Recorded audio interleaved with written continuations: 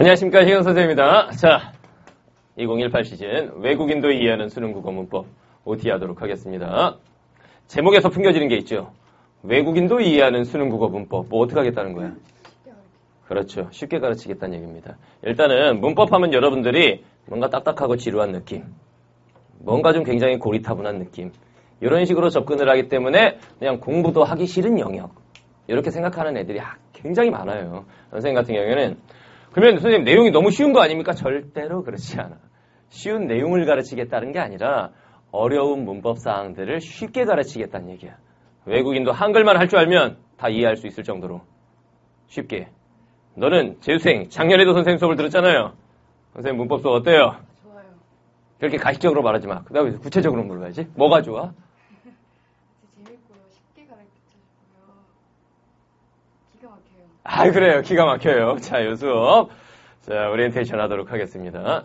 자, 일단 수능 국어 문법에 대해서 여러분들이 이제 잘못 생각하고 있는 거, 그것부터 이제 고치고 가도록 하겠습니다. 문법에서 중요한 게 뭐지? 문장 구성? 외국 살다 오신 분이래요. 외국에서 의대를 다니다 오신 분이에요. 의대 출신이야. 미신 거지. 그러니까 대학 다시 가겠다고 공부하시는 겁니다. 문법 공부할 때 제일 중요한 게 뭐야? 그렇죠. 개념이야. 그럼 애들이 이런 생각할 수 있습니다. 문법은 개념 모르면 큰일 나겠구나. 그럼 개념을 모르면 문제를 풀 수 없다. 또는 개념을 몰라도 문제를 풀 수 있다. 이 두 가지 생각으로 나뉘는데 이런 애들이 있어요. 보기 박스로 끼워 맞추기 하는 애들. 그러니까 잔대가리 걸리는 애들이 있습니다. 이게 문법상은 정확히 모르겠는데 여기 무슨 말인지 어떻게 여기 나온 거라 이렇게 끼워 맞추기 하다 보니까 맞출 수 있는 문제들이 있거든 분명히. 그렇게 문제를 푸는 학생들이 있습니다. 개념을 몰라도 문제를 다 풀 수 있느냐? 절대로 그렇지가 않죠. 예를 들면 여기에 이제 작년 수능 시험 12번 문제입니다. 이런 문제가 나왔었어요. 보기의 가나를 중심으로 음운 변동을 이해해 보세요. 이런 문제. 여기서 알아야 될 개념이 뭐가 나오는지 한번 체크해 봅시다. 음운 변동이 무엇인지. 음운 변동이 뭐죠? 이제 배워야 되죠? 이걸 모르면 일단 읽기가 힘들어집니다. 교체, 탈락, 첨가, 축약. 이 개념들을 일단 알아야 되는 거거든. 거기다가 지금 이 짧은 이 보기 박스 안에 음절, 종성 이런 말이 나오고 마찰음, 파찰음. 파찰음이 뭐냐? 파찰음이 뭐야? 다시 공부해! 마찰음, 파찰음 이런 말이 나오죠? 그 다음에 파열음, 거센 소리, 된 소리, 파열음의 예사소리. 이런 개념들이 나오기 시작하면은 이 용어 자체가 생소한 애들은 이거 읽다가 포기하게 됩니다. 이거 풀 수 있겠냐 이거? 정신 놓는 거야 이제. 어떻게 끼워 맞추려고 해도 끼워 맞출 수가 없어 문제가. 간단하게 사례 나오고 가에 해당하는 음운 변동 이걸 알아야 되는데 이걸 알아야 이 음운 변동이 뭔지를 적용을 할 거 아니야. 그죠? 이런 문제들을 보면은 뭐 자음군이라는 말도 있고 개념을 몰라도 끼워 맞추기로 문제를 풀면 된다라는 건 잘못된 생각입니다. 이런 문제들이 있어. 그러니까 문법 문제가 크게 봤을 때 두 가지야. 적용 능력만으로 풀 수 있는 문제. 개념을 알지 못해도. 또 한 가지는 개념을 모르면 아예 접근도 할 수 없는 문제. 이렇게 된단 말이야. 근데 요즘에는 개념을 모르면 아예 접근하기 힘든 문제들이 강화되는 추세이기 때문에 개념 학습 철저하게 하셔야 됩니다. 그러니까 개념을 몰라도 끼워 맞추기로 풀어보자. 잔대가리 굴리지 마라. 알겠죠? 그걸로 되는 시대가 아닙니다. 자, 그 다음 두 번째. 네, 그러면 개념 알면 되겠군요. 개념 알면 문제 다 풀 수 있느냐? 그렇지가 않아요, 또. 이런 문제들. 작년 수능 시험 13번 오답률이 70%가 넘어간 오답률 70%라고 하면 정답률이 한 30%도 안 된다는 얘기 아니야? 수능 시험이 오지선다형이에요. 냅다 찍어도 몇 프로 맞아야 되니? 20%는 맞아야 되잖아, 20%는. 냅다 찍은 것보다 조금 더 맞췄다는 얘기야. 굉장히 어려웠던 문제란 얘기인데 이 문제 잘 보면은 여기서 필요한 개념이 이거밖에 없어. 타동사, 자동사. 이 문제 기억나요? 재수생이니까 기억나겠지. 이 문제 시험장에서 봤겠지. 타동사가 뭐야? 목적어가 필요한 애. 자동사는 필요 없는 애. 얘는 분명히 이 개념을 알고 있습니다. 이 문제 맞았냐나 수능에서? 틀렸죠. 이렇게 된다니까. 분명히 이 박스에서 알아야 되는 건 타동사, 자동사 요 두 개야. 개념 자체가 이거밖에 안 나와. 그리고 바로 사례야. 그러니까 이게 뭐 타동사로만 쓰였고 자동사도 같이 쓰였고 이런 건데 얘는 개념을 다 아는데 틀렸단 말이야? 그것도 정확하게 알고 있어. 타동사는 목적어를 필요로 하는 동사. 자동사는 목적어가 필요 없는 동사. 알고 있음에도 틀렸어요. 문제가 뭐였을까요? 여기 나온 요 사례를 요 선택지에다가 적용을 해주면 되는 건데 그걸 못한 겁니다. 쉽게 말하면 여기에 열어 똑같은 말이구나. 열어 열리요? 여긴 리가 들어갔으니까 얘랑은 다른 말이구나. 이런 적용을 못하는 거야. 똑같은 단어인 줄 알았던 거지 이런 게. 애들 여기서 타동사 자동사 몰라서 틀렸다기보다는 적용이 안 되는 거야 적용이. 그래서 오답률이 70%가 넘어갔던 이런 문제가 있었어. 그러니까 개념만 안다고 해서 끝나는 게 아니구나 라는 걸 이런 문제를 통해서 알 수 있는 거죠. 그럼 문법 공부 제대로 한다는 건 어떻게 해야 되는 거야? 개념 학습 철저하게 하고 실전 적용 능력을 높이고 이 두 가지인 거야. 그러니까 문법 강의들이 요즘에 개념 쪽만 너무 강조를 합니다. 개념 알면 다 풀 수 있어. 아니라고. 그러면 잔대가리 굴려서 풀 수 있어. 이것도 아니라고. 두 가지가 병행이 돼야 돼. 알겠죠? 그래서 개념 학습 그리고 실전 적용 능력 이 두 가지가 합쳐졌을 때 우리는 얘는 문법 실력이 있구나 라고 말할 수 있는 거예요. 문법 5문제를 다 맞추려면 이 두 가지를 병행해야 된다 라는 겁니다. 문법은 진짜로 공부할 때는 굉장히 어렵게 느껴지지만 공부하고 나면 굉장히 편리한 영역입니다. 왜 그런 줄 알아요? 그렇지. 수능 국어에서 유일하게 시험 범위가 정해져 있습니다. 문학 시험 범위 뭐야? 없어요. 비문학 시험 범위 뭐니? 없어. 올해 화법은 뭐 나올까? 없어요. 장문은? 없어 그런 거. 그런데 문법은 유일하게 시험 범위가 정해져 있어요. 음은, 품사, 문법 요소 이러면서 배워야 할 요소들이 딱딱딱딱 수학처럼 정해져 있고 배우면 개가 나와. 알겠죠? 그러니까 이게 공부할 때는 어려워도 공부하고 나면 참 효용 가치가 높은 과목. 그리고 문법을 모르면서 잔대가리 굴려서 풀려는 애들은 문제 풀 때 아무래도 시간이 오래 걸리게 돼 있어요. 그런데 문법 공부가 철저하게 돼 있는 애들은 네 친구 중에 그 있잖아. 걔는 몇 분 안에 풀었어 문법을. 엄청 빨리 풀었어요. 5문제를 한 2분 30초. 이렇게 막 딱 끊어버리는 그런 애들이 있었어. 왜냐면 매일 공부한 것만 나오니까. 그런데 문법 공부를 안 하는 애들은 그 5문제 푸는데 10분씩 걸리는 애들이 많아요. 그럼 여기서 이미 한 7, 8분 차이가 나지? 이게 곧 비문학에서 얼마나 시간 투자를 할 수 있느냐로 또 직결되기 때문에 결과적으로 봤을 때 시간 부족한 현상 이런 걸로도 연결이 되는 거란 말이야. 알겠죠? 그래서 문법부터 잡고 간다 라고 생각을 하셔야 되겠습니다. 자, 그럼 우리 강의 목표가 뭐냐? 이겁니다. 어렵고 복잡한 문법. 선생님 문법 강의의 정말 큰 특징 하나는 진짜로 쉽게 가르칩니다. 쉽고 될 수 있으면 좀 유쾌하게. 왜냐면 문법 수업이 지루하게 늘어지기 시작하면 이거 못 들어도네. 듣다가 끄게 돼 있어. 그죠? 그래서 최대한 쉽고 재미있게 가르치려고 노력을 할 겁니다. 알겠죠? 자, 봅시다. 선생님 강의 특징 이런 게 있습니다. 일단 첫 번째, 문법 필수 개념을 완벽하게 정리할 겁니다. 이런 식으로 개념 학습을 다 할 거예요. 알겠죠? 책은 굉장히 깔끔하게 구성이 돼 있어. 문장 형태로 줄줄줄줄 늘려 쓰지 않았어요.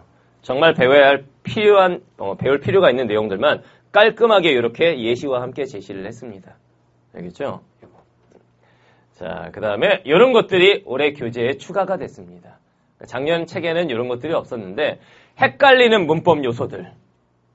이거 좀 끌리는구나. 헷갈리는 문법 요소들. 작년에는 선생님이 이런 것들을 수업 시간에 아예 안 했다기보다는 그냥 판서를 통해서 그냥 이렇게 딱 알려주고 이랬었는데 올해는 아예 책에다가 다 집어넣었어요. 이런 것들도 보통 문법책들이 어떠냐면 줄줄줄 문장으로 늘려 써 있단 말이야 막. 근데 그렇게 안 하고 이렇게 깔끔하게 표 형태로 다 정리를 해놨어요. 예를 들면 관형사와 대명사를 어떻게 구별해야 하는가, 그다음 관형사와 용언의 관형사형은 뭐가 다른 것인지, 이렇게 헷갈리는 문법 요소들이 있습니다. 헷갈리는 문법 요소들. 이런 것들 여러분들 문제 풀 때 꼭 얘네들이 나와요. 그러면 헷갈리죠? 이런 것들 깔끔하게 정리할 수 있도록 전부 다 넣어놨어요. 헷갈리는 문법 요소들. 이런 거 말고도 헷갈리는 문법 요소가 또 뭐 있게? 힌트, 의존명사와 조사, 또 의존명사와 어미, 조사와 어미 이런 것도 헷갈리거든. 어간과 어근, 어미와 전미사 이런 헷갈리는 개념들 있죠? 그런 거 싹 다 이렇게 더 알아두기라는 형태로 정리해뒀습니다. 개념학습을 더 완벽하게 할 수 있도록 이렇게 준비가 돼 있어요. 자, 그 다음에 이제 두 번째, 실전 적용 능력 학습을 같이 할 거라고 그랬죠? 이것도 두 가지 단계로 갑니다. 일단 첫 번째 단계는 개념 확인 문제라고 해가지고 이런 식으로 배운 문법 사항에 대해서 바로바로 간단한 예시와 함께 문제를 풀어볼 수 있게. 첫 번째 단계. 그 다음 실전 적용 두 번째 단계. 보통 문법책들은 거기에서만 끝나는 경우들도 많아요. 그냥 뭐 괄호 채우기라든가 그냥 선분 읽기 방금 전에 선생님 나온 것처럼. 근데 그렇게만 간단하게 갔을 경우에는 수능형은 그렇게 안 나오잖아. 수능형은 가로치기라든가 뭐 OX라든가 아니면 선생님 책에도 물론 그런 게 들어있지만 이렇게 뭐 이렇게 선분 연결하든가 이렇게 안 나오죠.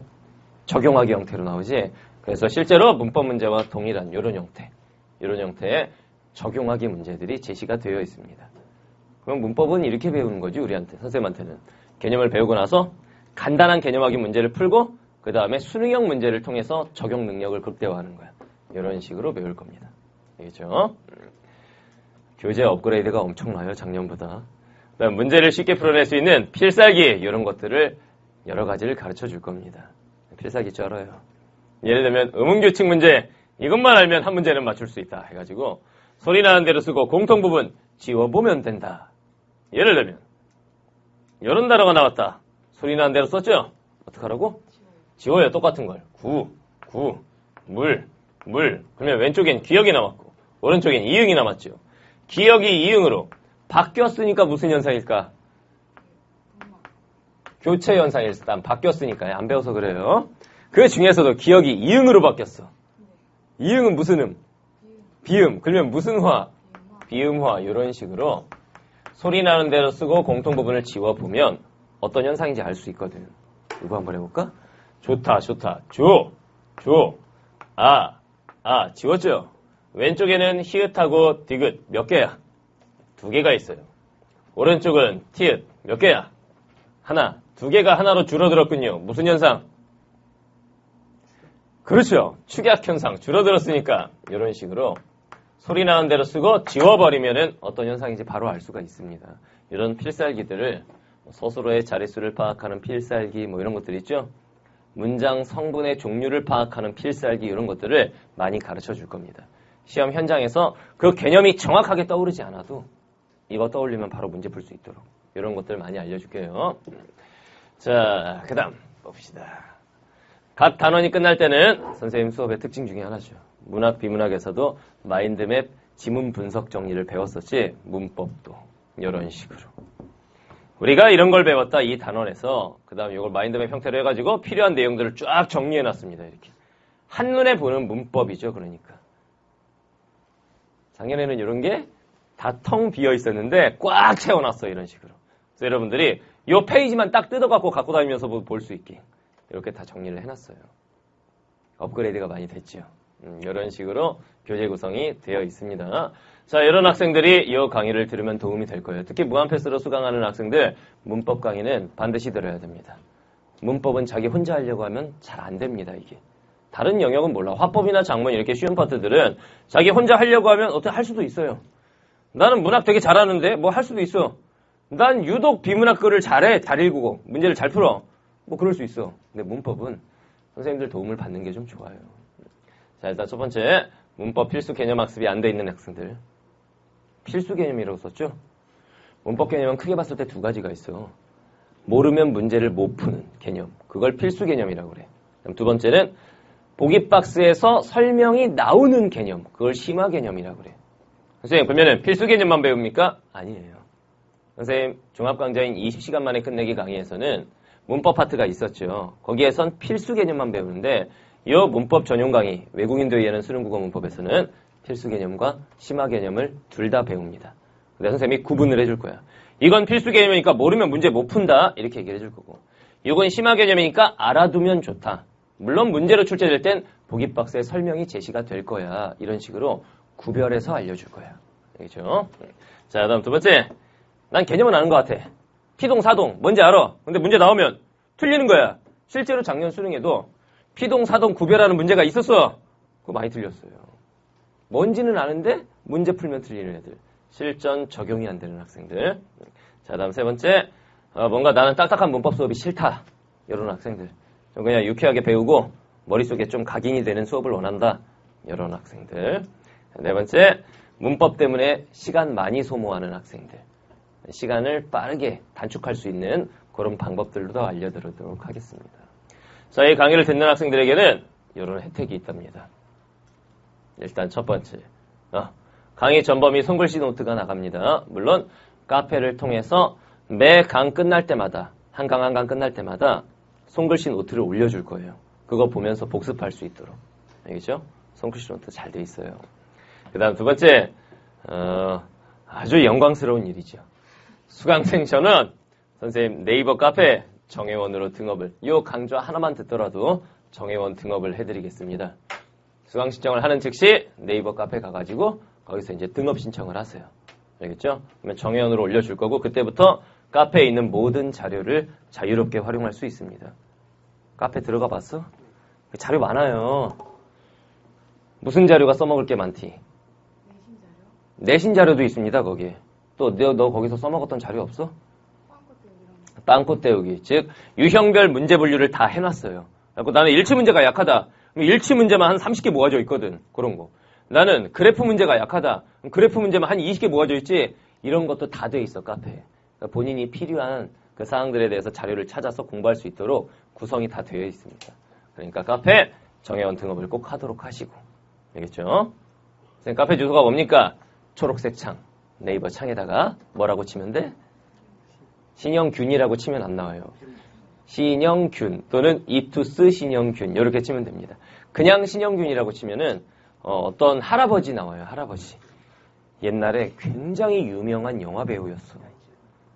야인시대에 나오는 그 할아버지는 아니고 거기 야인시대에 나오는 신영균은 옛날 일제시대 때 싸움꾼이었고 그 이후에 신영균이라고 해서 선생님 이름이 할아버지께서 지으신 이름이야.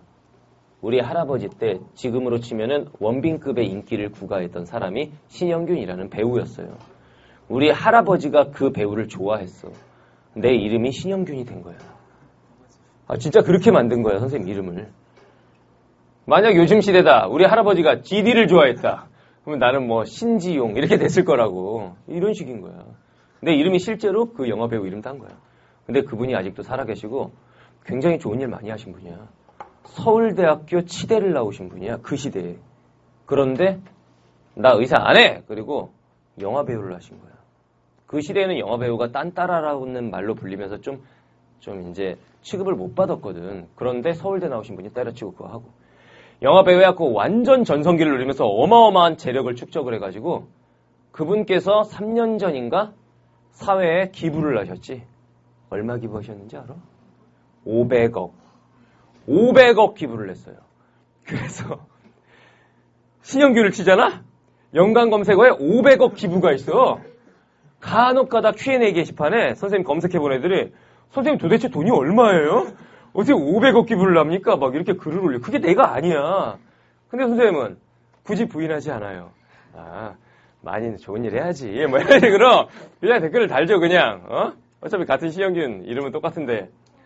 한때는 진짜 이투스 신영균을 쳐도 500억 기부가 떴었어. 그 할아버지 덕분에 선생님 이미지 세탁이라고 할까? 이미지가 굉장히 좋아진 거야. 아주 감사한 분입니다. 이투스 신영균 땅 치면 카페가 바로 든다. 정회원 등업하시라. 그 다음 세 번째, 정회원 등업되면 요게 있어요. 문법 문제은행. 물론 우리 교재에도 문제량은 충분하게 들어있어요. 그런데 더 풀고 싶어. 나는 각 영역별로 문제를 더 풀고 싶어. 의문 문제 더 풀고 싶고 높임법 문제 더 풀고 싶어. 이런 학생들을 위해서 문법 문제은행을 딱 구성을 해놨어요. 카페 안에다가. 알겠죠? 그러니까 이것도 활용 잘 하시면 되겠습니다. 선생님은 항상 이렇게 가르치려고 노력합니다. 읽어. 진심을 담아 가르치고 제자의 미래가 그런 것 같아요? 살짝? 많이. 알겠죠? 이렇게 수업하도록 노력을 하도록 하겠습니다. 자, OT는 이 정도로 하고 우리는 본강의에서 보도록 하겠습니다. 본강의에서 봅시다.